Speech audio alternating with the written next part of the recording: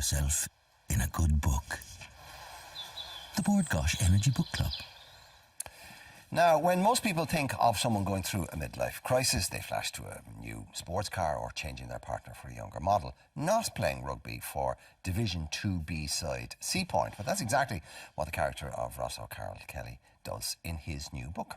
Game of Throw-ins is the character's 16th book in the series, and sees Ross trying to relive his so-called glory days on the rugby field. I was never quite sure if he actually got to enjoy them. Joining us now to talk about his new book is multi-award-winning journalist and the man behind the character of Ross O'Carroll Kelly, Paul Howard. And you're laughing yourself at the Game of Throw-ins. I'm only laughing because you said so-called. I mean, he was a hero back in the day. I mean, this guy...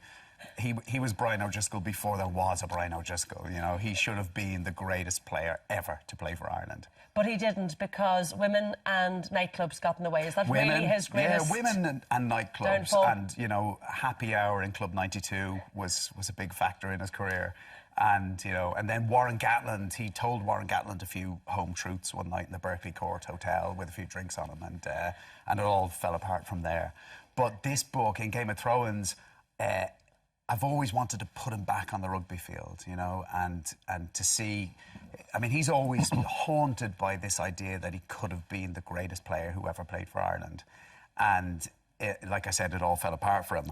But to come back at 35 years of age with a 36-inch waist is, you know, it's his Lions call-up, you know, it's his Heineken Cup win. I couldn't quite believe it, because I clearly remember the first one coming out, and I remember... I was living in London at the time, and I remember nearly falling off a seat in the tube. I was reading it because I related to it so much, having gone to college in Dublin. In UCD? And in UCD, yeah. I went to UCD. I hung out with people who wore jubes, or maybe I actually didn't, who wore jubes and Henry Lloyd sailing jackets, and thinking it was hilarious at the time. 16 books later, and in fairness, this country just keeps giving to the Ross O'Carroll Kelly story, because it very much reflects what is going on in the world around us, in Ireland. Yeah, I mean, I've tried to do that, you know. It's always been kind of my plan that I would kind of reflect what was happening at any given time. So when I started writing Ross, it was the Celtic Tiger, you know. It was, you know, the things that I found funny or grotesque, or sometimes a little bit of both, and I tried to sort of parlay them into the books. And then it was about the recession years, and I'd probably 4 or 5 books which were about Ross suddenly trying to, you know, discover whether he had the tools to cope with these challenges he'd been thrown, you know, suddenly coping with the idea of having to get a job, for instance, and having to earn money. And now I think this is the first book where he said, you know, it feels like we're all going back to 2004 again. And I don't think anybody would say that's a bad thing. And I have to say, when I was reading it yesterday, I started to shudder, because so much of it related, and it's funny, we're talking about the cost of alcohol this morning. Yeah. The comeback, people are on the way back, aren't they? And that's very much reflected in this. Well, I was listening to the piece there about bar prices, and I did get that sense of, wow, are we back there again? And I think people are kind of going too early. I think there's too much nostalgia for 2002. Everybody wants it to be that time again. So instead of sort of waiting 4 or 5 years until, you know, the economy's built up again, everyone's saying, right, put the price of drink up to 2003 levels again. Paul, I mean, this all started off with you having fun and literally taking the urine and making a few points. It's become a social document. Right. And over the years, and we now look at it, and, you know, I mean, if you wanted to get a sense of the absolute lunacy that went on in this country, then read these books, and, you know, you would think you couldn't write it. Yeah. But you have done. I'm just wondering, do you now, when you come to these books, feel a responsibility that, hang on a second, I actually have to comment on this, and I have to skewer these things in the hopes that we don't make those same stupid mistakes again? Yeah, I mean, I don't take it so seriously that I think I have a responsibility, but I'm the guy on the sidelines kind of mocking, you know, laughing at these things, and I suppose... But many a true word spoken in jest. Yeah, I mean, I remember for me, the nadir, a lot of people would consider it the high point of the Celtic Tiger. For me, it was the utter nadir, was calling to a friend of mine's house in Ballybrack, who I'd grown up with, and they had a hot tub in the garden. and it was a terraced house, and it was kind of overlooked on all sides, and his whole family were in this hot tub, and it was 2002, I think. And yeah, there was sort of 6 members of the family all sitting around in the hot tub. And that was the moment I thought, wow, We've lost it. Well, having grown up in a country where there was no money, there really wasn't any money when I was growing up. And I worked as a news reporter for Southside. That was where I kind of cut my teeth as a reporter. And I remember a council meeting where they were discussing turning off streetlights at 10 o'clock at night to save £1.50 or something on every bulb, in the Dún Laoghaire borough. And, to go from that within sort of 6 or 7 years to suddenly my friend and his family sitting in their hot tub in Ballybrack. So, yeah, I mean, I'm aware of it. I'm aware of that madness. And then, the fall was a plummet, really.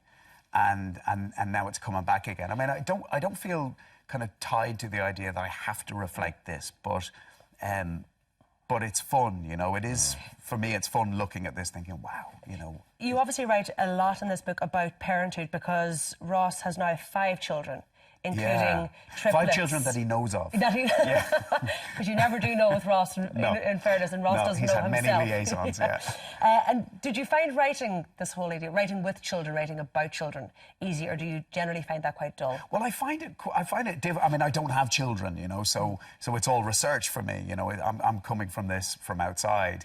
And my editor, Rachel Pearce, she lent me these books, and one is called What to Expect While You're Expecting, and the other was What to Expect in the First 5 Years, I think.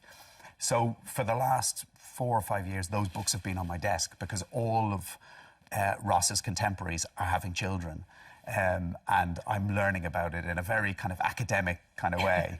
And do you go to Dundrum Shopping Centre on the weekends and just sit there with coffee, observing, all the sneering? time. All the time. And that's where I got the inspiration for Ross's children, who are called Johnny, Leo and Brian, after Ross's 3 great rugby heroes. And they're sweary children. So they have a real problem with swearing. Every second word is the F word. Well, the thing is, Ross and Sorcha don't really see it as a problem because Sorcha has read this magazine that says if your children swear, the worst thing you can do is to say stop, because you create a taboo of the particular F word or B word that they're using. And then, you sort of glamorize it for them and they use it even more. So their solution is just completely ignore it. So there's lots of points in the book where they're in Dundrum and the kids are shouting F this and, F Santa and B this and all the rest. And Ross and Sorcha just sit there going, the other thing, Paul, is that for 3 years. We have the legend of Ross allegedly being, the greatest player never to play for Ireland, etc., etc.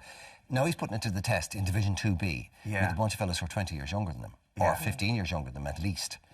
And he's not playing in his out half quarterback role. He's a hooker. He's a hooker, right? Yeah. He's in there in the scrum practicing the dark arts. Dark arts. He has a New Zealand coach who can't pronounce Dwark Orts. He says dark arts. And Ross constantly has to say something. Are you trying to say Dwark Orts? I'm saying dark arts. So he takes all of those things that he learned back in the day. The only thing Ross really has going for him, apart from his 36-inch waist, is all of this dirty stuff he remembers from 20 years earlier. So he goes into the scrum and he uses his head against his opposition hooker to break his nose, just to sort of quieten him down. I thought you meant for a second there he uses his intelligence, but not Ross. Oh, God, no, there's nothing in there, There's nothing in there. It's 2 clowns driving around in a car in his head. 16 not out, and I suspect plenty more to come. Yeah, well, I'm plotting. I go from book to book, and I never say I'm going to do 25. I mean, I think I was on the show once before saying I was doing a trilogy, and now I'm on book 16. So I'm plotting book 17 at the moment. So that's as far as I ever go. Well, Ross O'Carroll Kelly, Game of Throw-ins, your news book, Paul Hurd, and in fairness, Ross just keeps on giving and giving. I want to find out what happened to Oisín, his best friend, who went to Qatar to make it again. He makes it again. He makes it. Spoiler alert. I'm sure he might just lose it. Paul Hurd, thank you. Thanks as very much. always. Now, if you want the latest on all Ross O'Carroll Kelly's adventures, head over to our Facebook page to check it out. Now, as we head into the autumn, what nicer way of getting yourself relaxed by...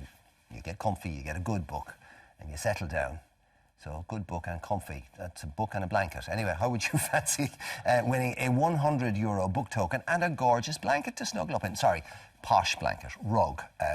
You can snuggle up under that. Well, you can also head over to our Facebook page and get details of that and how to enter. We're going to take a break and you can join us for more Ireland AM after this. Lose yourself in a good book. The Board Gosh Energy Book Club.